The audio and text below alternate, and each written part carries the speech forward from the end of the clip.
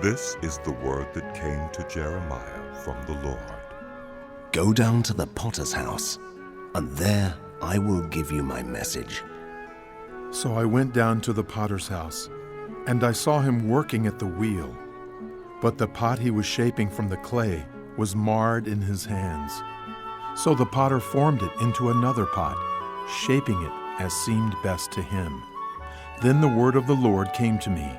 He said, Can I not do with you, Israel, as this potter does? declares the Lord. Like clay in the hand of the potter, so are you in my hand, Israel. If at any time I announce that a nation or kingdom is to be uprooted, torn down, and destroyed, and if that nation I warned repents of its evil, then I will relent and not inflict on it the disaster I had planned. And if at another time I announce that a nation or kingdom is to be built up and planted, and if it does evil in my sight and does not obey me, then I will reconsider the good I had intended to do for it. Now therefore say to the people of Judah and those living in Jerusalem, this is what the Lord says. Look, I am preparing a disaster for you and devising a plan against you. So turn from your evil ways, each one of you, and reform your ways and your actions. But they will reply, It's no use. We will continue with our own plans. We will all follow the stubbornness of our evil hearts. Therefore, this is what the Lord says. Inquire among the nations.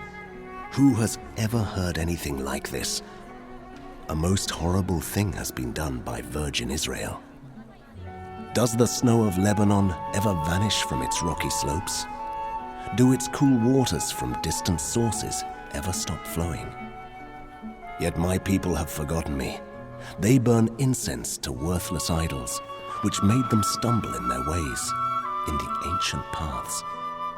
They made them walk in byways, on roads not built up. Their land will be an object of horror and of lasting scorn. All who pass by will be appalled and will shake their heads. Like a wind from the east, I will scatter them before their enemies. I will show them my back and not my face in the day of their disaster. They said, Come, let's make plans against Jeremiah. For the teaching of the law by the priests will not cease, nor will counsel from the wise, nor the word from the prophets. So come, let's attack him with our tongues, and pay no attention to anything he says. Listen to me, Lord. Hear what my accusers are saying. Should good be repaid with evil? Yet they have dug a pit for me. Remember that I stood before you and spoke in their behalf to turn your wrath away from them. So give their children over to famine. Hand them over to the power of the sword. Let their wives be made childless and widows. Let their men be put to death, their young men slain by the sword in battle. Let a cry be heard from their houses when you suddenly bring invaders against them, for they have dug a pit to capture me and have hidden snares for my feet. But you, Lord, know all their plots to kill me. Do not forgive their crimes or blot out their sins from your sight. Let them be overthrown before you. Deal with them in the time of your anger.